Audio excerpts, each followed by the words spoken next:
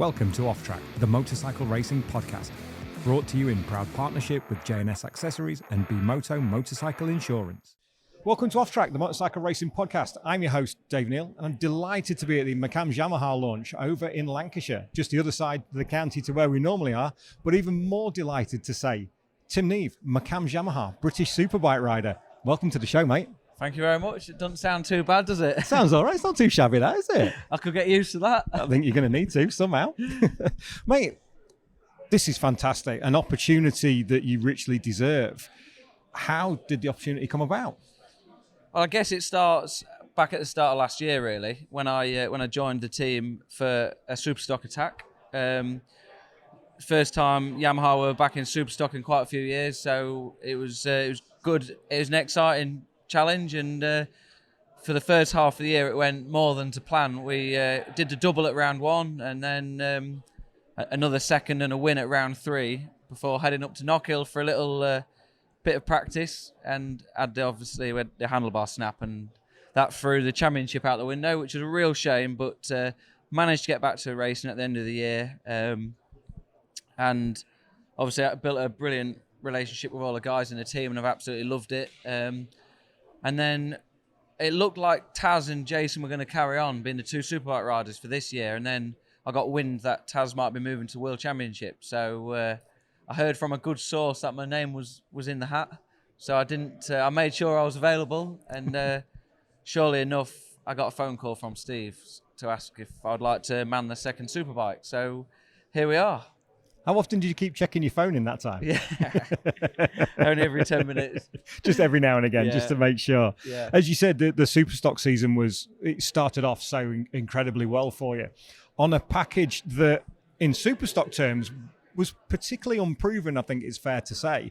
Yeah. Because in a series that was dominated by BMW and by Honda and Suzuki, Yeah. Yamaha had never really come to the fore. You jump on it and take it to 3 wins and a second place in the first 3 rounds. It was a stunning start to the season. What was the secret? Well, just working with such a good group of guys. Like I jumped off a Suzuki, which is obviously a good bike, won the championship.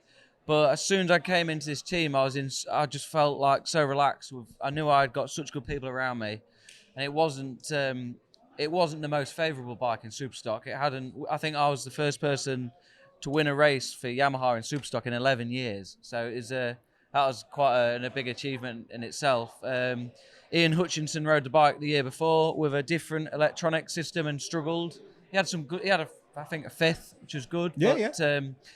We changed the electronics. We went to Motec, which is a better system, but it meant we had to give up anti-wheeling traction control, which in Superstock's allowed. So if you've got that and everything else is good, it's a benefit. But we lost that, but gained Motec, so we had better throttle maps and better engine braking maps. So we gained in that aspect, and everything just clicked. I gelled really well with the team. I gelled with the bike, and like I say, we were fast from the get-go and won both races at round one. So perfect start. Did the Superstock bike suit the Yamaha R1 suit your style more than the GSXR? Was it easy to adapt? Yeah, I think it likes corner speed, and I tend to favour towards getting off a brake early and trying to get back on the throttle, which sometimes it works on the fast flowing tracks. It works really well. On the stop-starty kind of tracks, it's a slightly different technique, but it just clicked. And obviously the first few rounds were that nature track, and I just got on a roll. Once your confidence is high in this job, it's everything, isn't it? So it was riding a wave until the crash. When you came back, because the results towards the back end of the season didn't mirror the start for obvious reasons, but just between you and me, nobody's really listening. On a scale of 1 to 10, how fit were you when you came back? Being a motorcycle rider a racer that you are. I wasn't fit really at all, to be honest with you. I had obviously, for people that don't know, I broke my pelvis and ruptured my bladder. So the bladder wasn't too bad of a fix. I just had a pipe up the end of my, pipe up the end of my pipe for 6 weeks, and they pulled that out, and that was all sorted after a little bit of pain. That didn't want very. It's going to make your eyes water, isn't it? That wasn't very comfortable getting that pulled out. Was it like a McDonald's straw, or was it a bit smaller? Don't even want to think about it. It makes me make my toenails curl up thinking about it. But the worst bit was I had an internal fixator bolted to my front of my pelvis to let the pelvis heal naturally, and two big, look like wood screws in my sacrum in the sacroiliac joint. Yeah. They've stayed in. Obviously, the bar came out. I managed to get some private advice to find out how soon I could get the bar out, because it was really I started to walk again, and the bar was really intrusive. It was pulling on everything, all the muscles across your front, and it was bugging me. And the NHS wanted to keep it in for like a 3-4 month period. And after 9 weeks, I was like in agony, and managed to find a doctor in Manchester who agreed that we could take it out a lot earlier than what anyone else would have had it in for. So NHS versus motorcycle racer, standard practice. Yeah, so I managed to find a good guy, or a guy stupid enough to let me persuade him.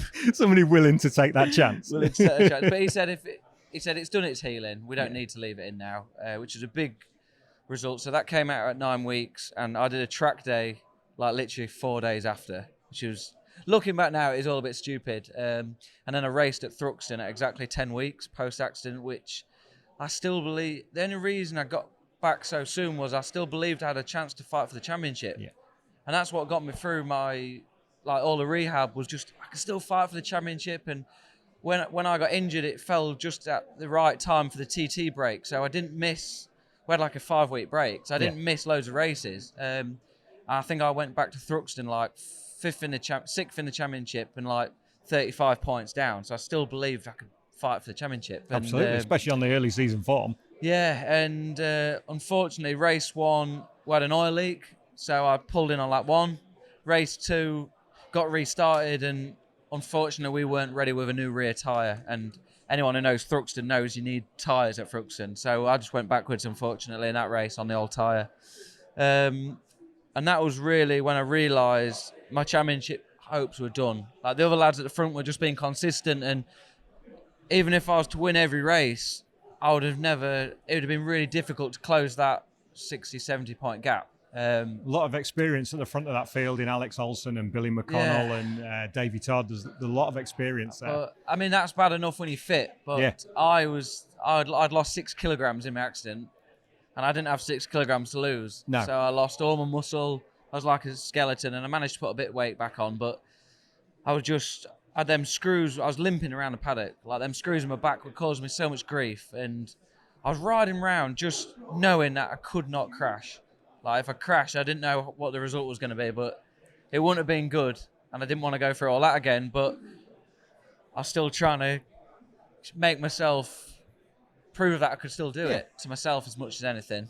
The hardest thing about being any motorcycle racer at any level, you're fit to ride, but are you fit to crash? That's always it's always that fine line, isn't it? Yeah. And when you're racing round, I'm not going to say riding, so that's not right. You probably felt like you were riding round, but racing round like that with that in the back of your mind, you can't relax. You ride tighter than ever, I would suggest. Yeah, I mean, I did a respectable job, but that last sort of few percent that you need, the difference between a 5th place result and a podium or a win, is just being able to commit that a little bit more, and I just couldn't make myself do it. It's something you don't think about it. It's just something that happens subconsciously when you're in a good place, and I wasn't where I was prior to my crash. Wholly understandable as well. So, how's the fitness side of things coming on for this year? Have you changed your routine for the Superbike, or are you just continued with the plan that you're in with Brad Howell, good friend of ours? Yeah, I'm working with Brad still. So last year was my first year with him, and I learned a lot. Obviously, a lot of it went out the window when I couldn't do anything for 2-3 months, but worked really hard all winter. I prepared as well as I've ever. I'm as fit now as I've ever been, fitter than I've ever been. That pain in my back where them screws are has settled down loads. Working with a coach for the mindset. I feel like I've addressed just about anything I can. I've really put a lot of effort into my preparation for this year, because I know it's a step and it's going to be a challenge. I'm under no illusions. It's definitely a big step, but I feel like if I prepare right and get my head right, there's no reason why we can't do a really good job. That's a fascinating insight Why the mind coach? Just because I feel like I want I've got a hell of an opportunity this year. I've gone from not winning Superstock to, although I've done a good job, I've got a first year in Superbike and I've got the best team in Superbikes. And I realise that opportunity does not come around very often. So I just thought I want to give myself the best chance possible to make sure it's not wasted on me, because these rides don't get handed out willy-nilly. So I just figured I'd best pull my finger out and really make it count.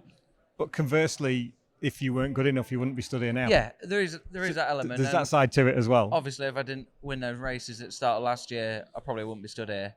So that definitely plays a part.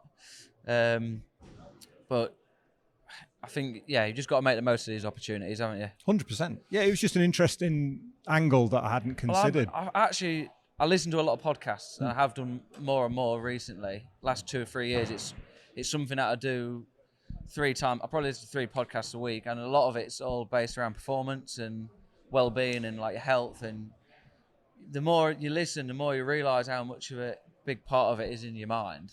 And I know that anyway, but I just find it like fascinating, to be honest. It's an important really part of what we do, of our makeup. And one thing that when I speak to Jen, and when you look at empathy and things like that, who guards are guards.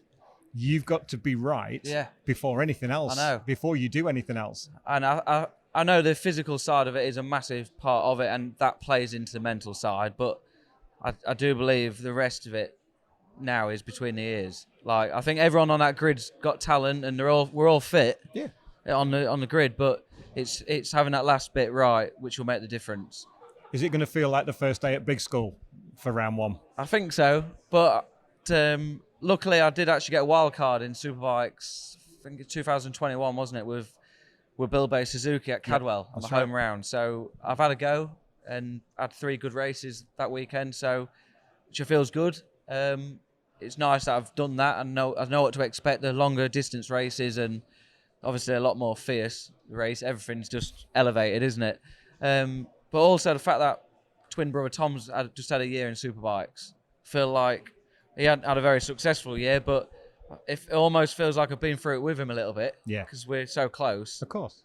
I feel like I've had a year in Superbike just by watching him, like the emotions and everything attached to it. So I feel like that's helped me quite. That's going to help me as well. Has Tom given you some ideas on how I know it's a Honda versus a Yamaha, and they're not the same machine, but there are similarities in terms of power and slick tyres and delivery, maybe? We haven't talked like bike setup or riding techniques, but it's just more, I've just seen the step it is. Just like, we're so close, and we're same fitness level, very similar, same height, same weight, same everything basically. So you measure yourself to a certain extent to that, and I've seen what a step it is for him. Yeah. So obviously, but we haven't compared how to ride a thing or anything like that. But I didn't think he had a bad season last year for a rookie. You know, it's a big thing coming into the Honda team, a Honda UK team. I thought he did well. He had a really strong round 1, and then round 2 he got took out through no fault of his own and banged his head and suffered a concussion for a few months. He had to pull out of the next round. So it just never got going after that. He lost all his momentum, and he lost his confidence, which is a big thing. He got going again, but he just didn't get to the level he knew he could get to. It's, from the inside of things, that's wholly understandable. But looking from the outside, moving into a team of 4 riders, I thought he did a great job. Anyway, this podcast about you, not Tom. Let's talk about Tom. We'll get him next time. Exactly. You can ask him yourself. I will ask him myself later in the season. There's 6 rookies in BSB for 2023, and I think that's brilliant for the series. And I was chatting to Brad Peary at an event on Friday, and I think if you are a rookie in BSB and you're stepping up this year with 6 of you, I think that's the perfect storm to come in without the spotlight being solely on you. As we've only got 1 rookie and here he is. No, we've got 6. I know.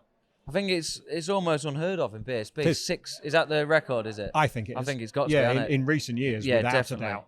So, and quite a few of us have got decent rides. So it's a really good time to step into the class. And obviously, as a rookie, you want to beat all the other rookies. That's got to be number one goal, hasn't it? I want to make sure I'm top rookie. But yeah, like you say, it's a good time, and just got to have realistic goals and expectations, haven't you? How do you manage those expectations? Well, I'm fortunate enough to have a teammate that sort of tipped to, it's his year to do the job. So the pressure it's not on me, it's his job to do this year. For me, it's about, they're giving me a chance to learn and try and prove myself and just continue the process of stepping up, really. So the team aren't piling loads of pressure on me. They're not expecting me to do what Taz McKenzie has done in the last few years. But when Taz started, it took him a few rounds to get going. He didn't go straight to the front. So I don't have that pressure on my shoulders, thankfully. What are you looking forward to most about the season? Just getting back to it. It feels like it's been a real long off season, to be fair. Just getting back to fitness and enjoying the moment of being in this amazing team and being in the top class in the UK. And it's the best domestic championship, isn't it? So it is, without a doubt. I just feel like I'm a lucky lad to be doing what I'm doing. I know you've got to earn it, whatnot, but just got to try and enjoy the moment, haven't you? But there's not one round that stands out particularly, really. I'm looking forward to Silverstone. Favourite track of mine at round one. We'll just see how we go. You take that away, because I was going to say, which circuit are you looking forward to getting at? I know Cadwell's always going to be a favourite because it's our home circuit. Yeah, it's a special one. And there's a great Lincolnshire vibe to the team as well, because although he's an Aussie, he's not really, is he? He's Lincolnshire now. He's a Lincolnshire boy now. That's adopted him. We've adopted him as one of our own. So to have that little vibe in the garage, I think being a Lincolnshire lad is really cool as well. Cadwell's going to be fun on one of these, isn't it? Yeah, I think so. Yeah, I mean, there's not a lot of room for error around that track, but it's a great track to ride, and when you get it right, there's no place like it. It's when you string like a good lap together around there, it's pretty special. So looking forward to Cadwell, but I think Silverstone, I mean, this bike's proven around Silverstone. It's proven around every track now, but Silverstone was where it really first came to light, I think, with them boys. So it's my favourite track. I've won there for the last 3 years in Superstock. So if I expect to do a good job anywhere, it is there. I know expectation is not always a good thing, but it's a tough one for round one. But I believe I can do a good job there. So yeah, I don't doubt it. I don't doubt it at all. One last word. How's things on the flat track side?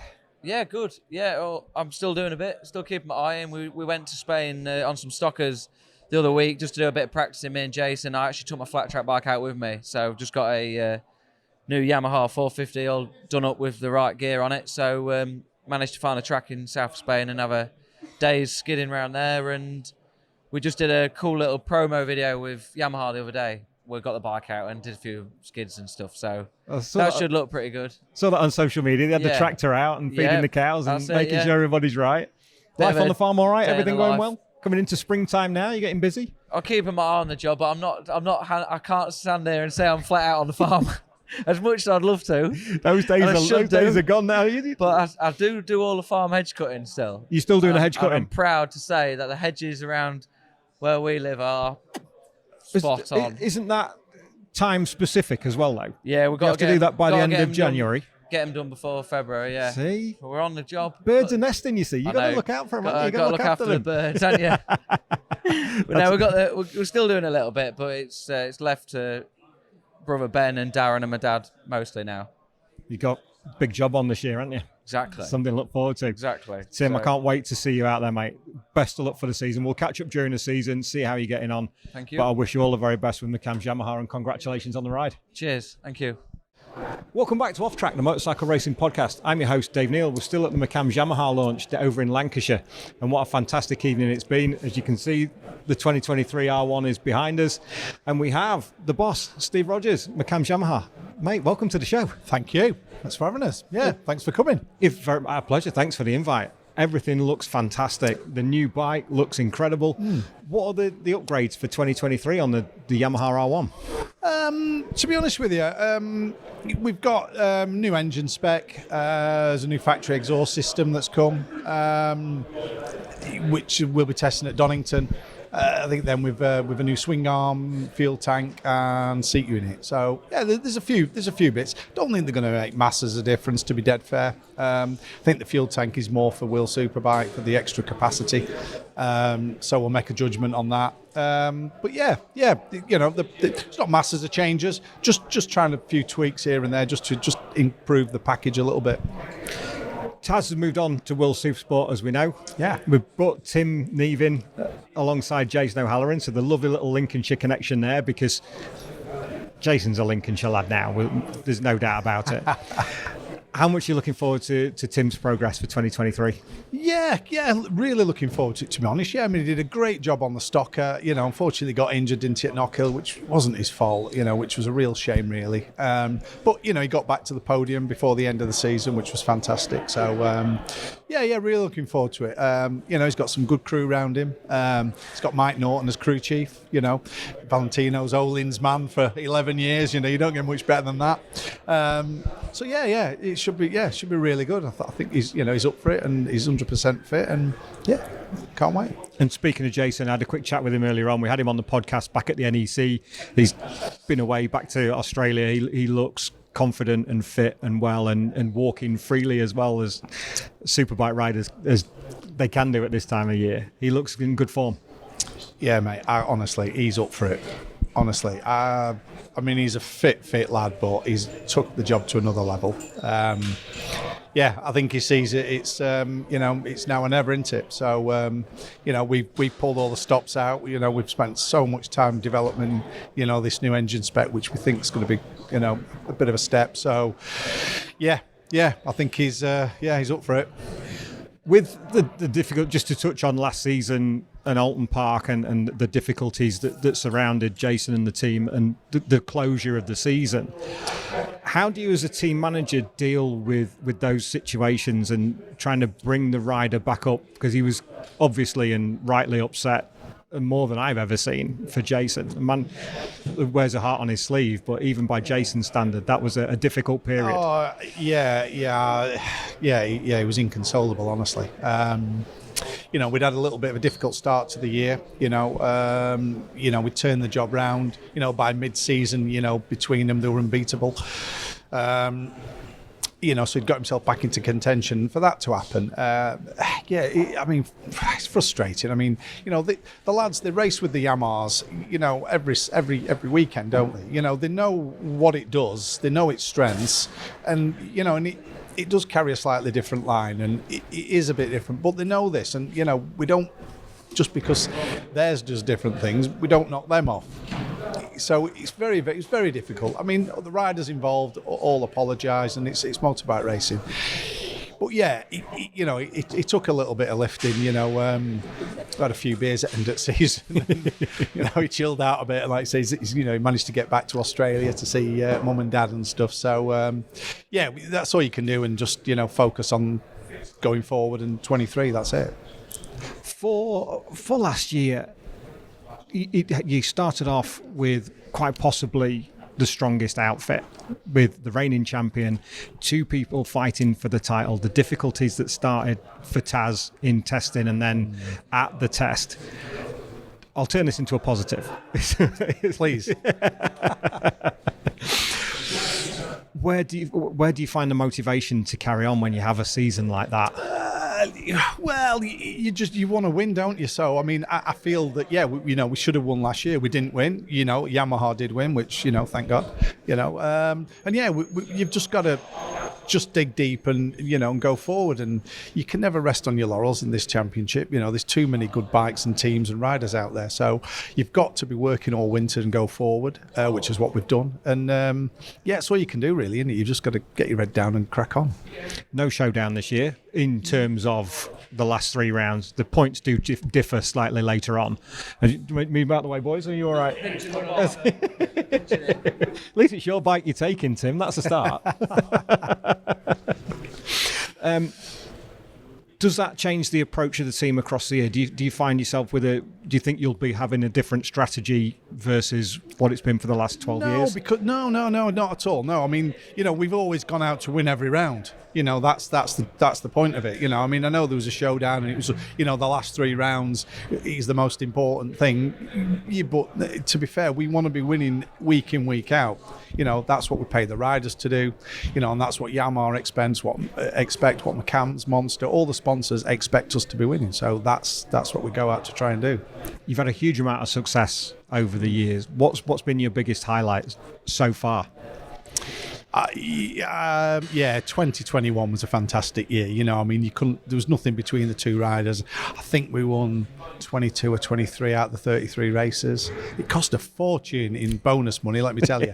But 21, winning the championship with Taron was something special because, I've known Taron forever, and, we put him on a superbike, back in 2018. That was really special, and we've had some great times with Jason as well.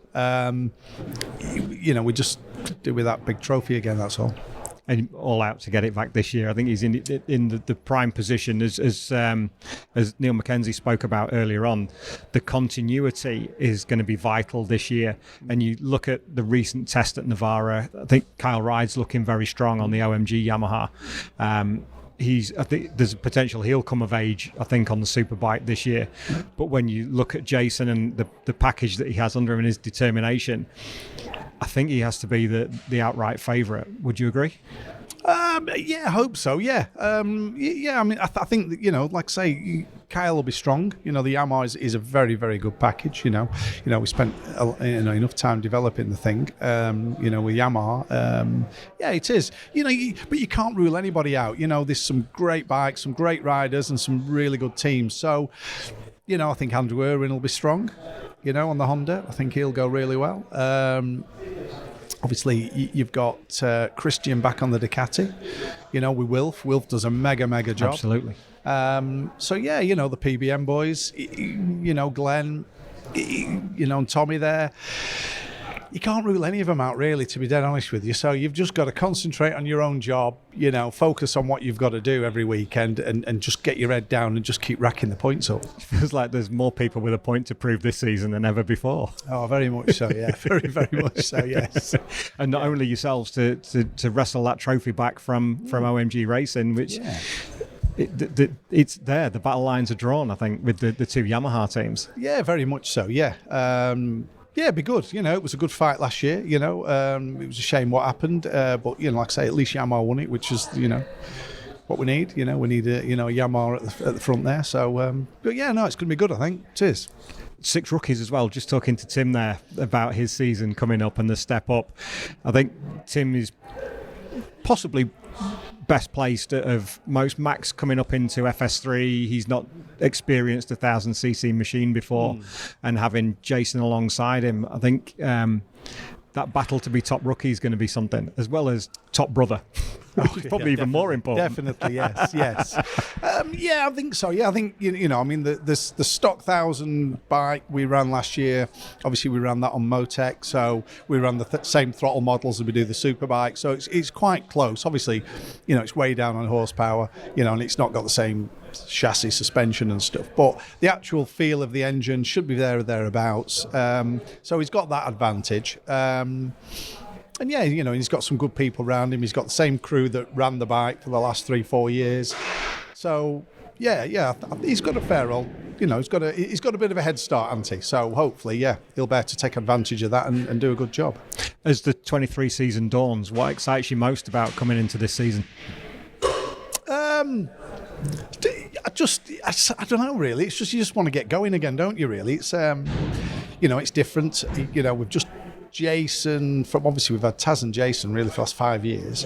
So there's a change with Tim coming in, which is a good change. Taron, wanted to go World Championship, which he's done, which is fantastic. So now we will focus our efforts on Tim and Jason. It may be better for Jason, I think, because I think obviously, with him being obviously the number one rider this year, with Tim being new to the job, perhaps there'll be more focus onto Jason, whereas in the past it's been split between the two of them because they've both been paid to do a job, so they've both needed the same treatment. And I think it'll work well for Jason, to be dead fair.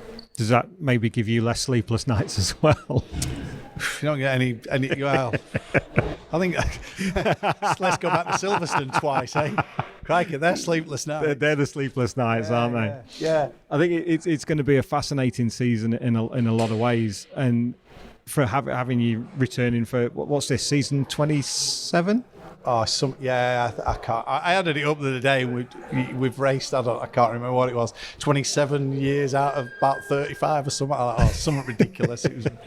Yeah. But the hunger's as strong as ever, and with a lineup like this, you can't fail to be excited for 23. It's going to be. No, exactly. That's it. Yeah, we just enjoyed racing. We want to win, and we go to win, and if we can't, we take it on the chin, and we try and build and go a bit stronger. So I'm excited to see what the season brings for you, Steve. I think it's going to be a cracking season for the Bennett's British Superbike season as a whole. So I'm really looking forward to seeing how the season progresses with Jason and with Tim, and we wish you all the very best. Thank you very much. Yeah. Brilliant.